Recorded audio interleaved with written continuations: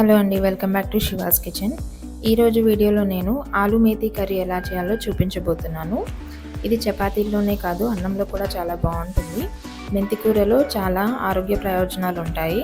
ఇది వారానికి ఒకసారి చేసుకొని తినడం వల్ల ఆరోగ్యానికి ఎంతో మేలు చేస్తుంది. మరి ఇంకా లేట్ చేయకుండా ముందుగా స్టవ్ ఆన్ చేసుకొని ప్యాన్ తీసుకొని అందులో 2 టేబుల్ స్పూన్ ఆయిల్ వేసుకోవాలి. ఆయిల్ వేడయ్యాక హాఫ్ స్పూన్ జీలకర్ర, ఒక 2-3 ఎండుమిర్చి వేసుకొని ఫ్రై చేసుకోవాలి. ఇవి ఫ్రై అయిన తర్వాత ఇందులో 3 మీడియం సైజు ఉల్లిపాయలు, 2-3 పచ్చిమిర్చి ఇలా సన్నగా కట్ చేసి వేసుకోవాలి. ఉల్లిపాయలు గోల్డెన్ బ్రౌన్ కలర్ వచ్చేంత వరకు ఫ్రై చేసుకోవాలి. ఉల్లిపాయలు ఇలా సన్నగా కట్ చేసుకోవడం వల్ల తొందరగా ఫ్రై అవుతాయి.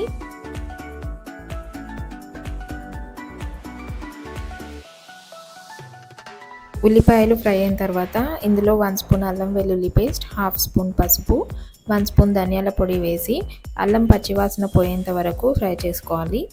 అల్లం వెల్లుల్లి పేస్ట్ ఇష్టం లేని వాళ్ళు వేసుకోకపోయినా పర్వాలేదు, స్కిప్ చేసేయచ్చు. వేయడం వల్ల ఫ్లేవర్ బాగుంటుంది.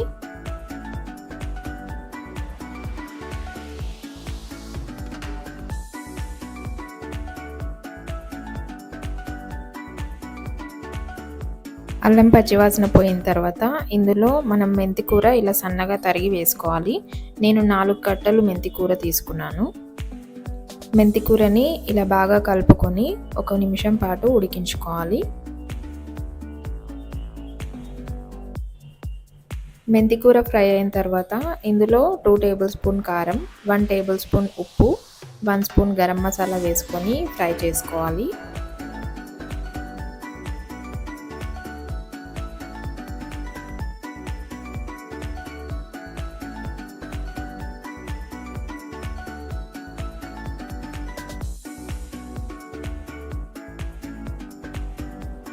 ఇలా బాగా ఫ్రై అయిన తర్వాత మనం బంగాళదుంప ముక్కల్ని ఇలా ఉడికించి చిన్న చిన్న పీసెస్ లాగా కట్ చేసి ఇందులో వేసుకొని కలుపుకోవాలి.